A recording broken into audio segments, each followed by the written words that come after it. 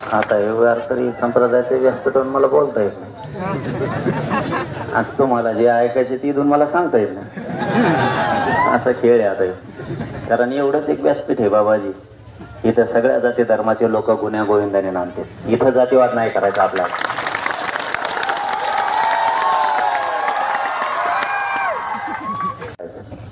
वारकरी संप्रदायांना याच्या विरुद्ध लढायला शिकवतोय आपल्याला. मी कुठं आरक्षण मागतोय म्हणजे जातीवाद नाही करत.